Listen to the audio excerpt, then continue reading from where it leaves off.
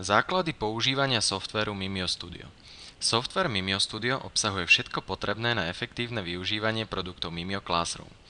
Mimio Studio obsahuje 3 hlavné aplikácie, ktoré sa používajú na vytváranie a prezentovanie informácií. A to sú poznámkový blok, nástroje a galéria. Poznámkový blok slúži na vytváranie a prezentáciu vyučovacích hodín.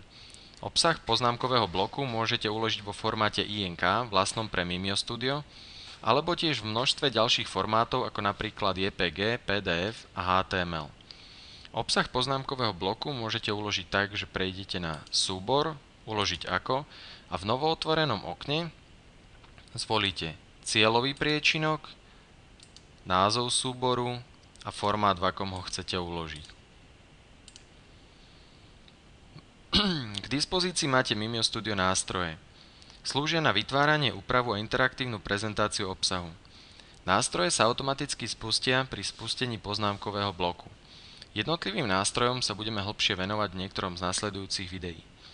Ak sa panel s nástrojmi neotvorí alebo ho zavrieme, môžeme ho znovu otvoriť tak, že klikneme na nástroje, nástroje Mimio Studio. Panel sa znova otvorí.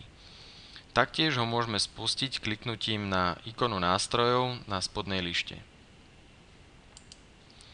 Galéria obsahuje množstvo učebných materiálov a podkladov, ktoré môžete využiť pre svoje hodiny a prezentácie. Nájdete tu obrázky, šablóny a multimédia. Galéria taktiež obsahuje poznámky na obrazovke a skupinové relácie, ktoré boli predtým vytvorené. Obsah galérie si môžete prispôsobiť pridávaním vlastného obsahu. Galériu otvoríme kliknutím na túto ikonu na paneli nástrojov. Galériu je taktiež možné spustiť kliknutím na ikonu na stavovej líšte. Ako môžete vidieť, galéria má viacero súčastí. V priečinku Galéria nájdete obrázky, šablóny a multimédia. Tiež tu nájdete záložku Otázky a výsledky, ktorú môžete využiť na prácu s hlasovacím systémom Mimio Vote.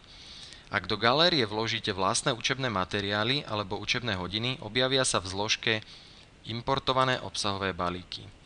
V zložke Poznámky na obrazovke nájdete všetky záznamy obrazovky, ktoré ste predtým urobili.